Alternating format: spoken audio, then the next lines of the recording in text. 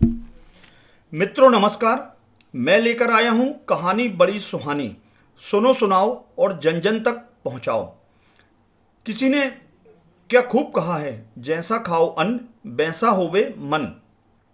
एक बार की बात है, एक चावल बेचने वाले व्यापारी की एक स्टेशन मास्टर से साठगांठ हो जाती है। वह स्टेशन मास्टर चावल व्यापारी को आधी कीमत पर चावल देने लगता है। अब क्या था, व्यापारी की दुकान खूब चलने लगती है क्योंकि वह बाजार कीमत से कम मूल्य पर अपनी दुकान से चावल बेचने लगता है। चावल बेचते बेचते चावल व्यापारी अच्छा खासा धन संग्रह कर लेता है। अब वह व्यापारी धीरे धीरे नगर सेठ बन गया था। उसके पास खूब सारा धन संग्रहित हो चुका था। एक दिन सेठ सोचता है कि इतना पाप हो रहा है, क्यों ना कुछ पुण्य कमा लिया जाए और कुछ धर्म कर्म भी कर लिया जाए। उसी समय नगर में एक बहुत बड़े महात्मा पधारते हैं। सेठ के मन में विचार आता है कि इससे बढ़िया पुण्य कमाने का अवसर मुझे फिर कभी नहीं मिलेगा। अतः सेठ ने अपने घर पर संत को भोजन के लिए आमंत्रित करने की सोचता है। तो सेठ ने घर पर अपनी पत्नी से कहा, नगर में एक बहुत बड़े संत आए हुए हैं, क्यों ना हम उन्हें अपने घर में भोजन के लिए आमंत्रित करें। सेठ जी की बात सुनते ही सेठ जी की पत्नी ने भी अपनी स्वीकृति दे देती है।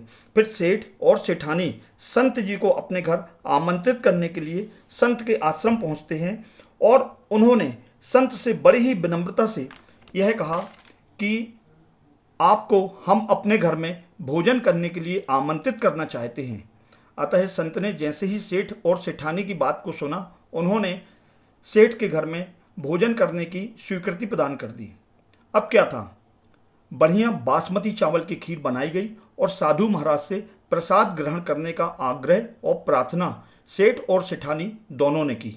महात्मा ने चावल की खीर को ग्रहण किया और भोजन उपरांत सेठ ने महात्मा जी से निवेदन किया कि अभी घर के बाहर बहुत तेज धूप है, अतः हम लोगों का निवेदन है कि आप घर में ही आराम करें और धूप कम हो जाने के पश्चात ही आप घर से प्रस्थान करिएगा। साधु बाबा ने सेठ की बात को स्वीकार कर लिया और सेठ के घर पर ही आराम करने के लिए वह रुक जाते हैं। उसी समय सेठ जी को कोई व्यक्ति पेमेंट देने के लिए सेठ के घर आता है और वह 10 लाख रुपए की 100 रुपए के नोट की गड्डियां सेठ को वह रकम देकर वहां से चला जाता है। सेठ उस रकम को उसी कमरे में रख देता है जहां साधु जी आराम कर रहे होते हैं। कुछ समय पश्चात साधु आराम करके उठते हैं तो उन्होंने अपने उस कमरे में नोटों की गड्डियां देखी। साधु बाबा के मन में विचार आता है कि इतनी सारी नोट की गड्डियां रखी हैं, मैं एक दो नोट की गड्डियां उठाकर अपने में झोले में रख भी लूं तो किसी को कुछ पता नहीं चलेगा। लेकिन फिर साधु के मन में विचार आता है कि मैं तो साधु, मुझे इन पैसों की क्या ज़रूरत। लेकिन मन तो मन होता है ना। मन में दोबारा विचार आया कि मैं एक दो गड्डियां उठाकर थैले में रख ही लेता हूँ, किसको क्या पता चलेगा। और साधु बाबा ने आखिर में एक गड्डी नोटों की उठाकर अपने झोले में रख ली। शाम होने पर साधु महाराज सेठ जी को आशीर्वाद देकर घर से निकल जाते हैं। दूसरे दिन जब सेठ रुपए गिनता है तो उसमें से एक गड्डी 10,000 रुपये की कम निकलती है। सेठ घर में नोट की गड्डी तलाशना प्रारंभ कर देता है, लेकिन तलाश करने के बाद भी उसे वह नोट की गड्डी नहीं मिलती है। उसी समय सेठ के मन में विचार आता है कि साधु तो भगवत पुरुष हैं, वह ऐसा क्यों करेंगे। वह सोचने लगता है कि निश्चित ही नौकरों की ही करामात होगी, उन्हीं ने नोटों की गड्डियां चुराई होंगी। अब नौकरों से पूछताछ वह प्रारंभ कर देता है।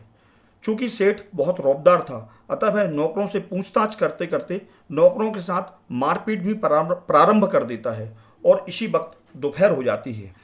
इतने में वही साधु बाबा सेठ के घर आ पहुंचते हैं और अपने झोले से नोट की गड्डी निकालकर सेठ को देते हुए कहते हैं, यह गड्डी तुम्हारे घर से मैं ले गया था, तुम नौकरों को मारना पीटना बंद करो।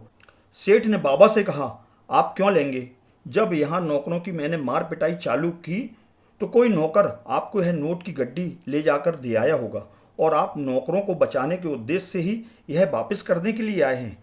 आप मुझे माफ़ करें, आप ऐसा नहीं कर सकते हैं। लेकिन तभी साधु महाराज बोलते हैं कि यह नोट की गड्डी मैं ही तुम्हारे यहाँ से चुरा कर ले गया था और तुम यह नोट की गड्डी वापस लो। लेकिन तुम एक बात सच सच बताओ कि जो कल तुमने मुझे खीर खिलाई थी, वह तुम चावल कहाँ से और किससे लेकर आए थे।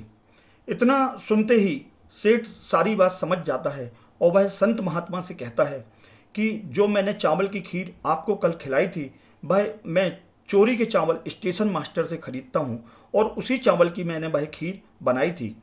तब साधु बाबा बोलते हैं, चोरी के चावल की मैंने खीर खाई थी, इसीलिए मेरे मन में भी चोरी का भाव आ गया था। आज जब सुबह मेरा पेट साफ हुआ तो तेरी खीर का सफाया हो गया, तब मेरी बुद्धि शुद्ध हुई है। हे भगवान, ये क्या हो गया? मेरे कारण बेचारे नौकरों पर क्या बीत रही होगी, और मैं तुम्हारे नोट की गड्डी वापस करने तेरे पास चला आया। तो मित्रों कहते हैं कि जैसा खाओ अन्न वैसा होगा मन, और जैसा पियो पानी तो वैसी होगी वाणी। इसलिए हमेशा यह बात ध्यान में रखो कि नीति मार्ग से कमाया हुआ धन उसी का भोजन करो और उसी का दान करो। तो मित्रों, यह कहानी आपको कैसी लगी कमेंट्स बॉक्स में अपनी प्रतिक्रिया अवश्य दें। और हाँ, यदि आपने हमारे चैनल को अभी तक सब्सक्राइब नहीं किया है तो आप कृपया चैनल को सब्सक्राइब अवश्य करें। धन्यवाद।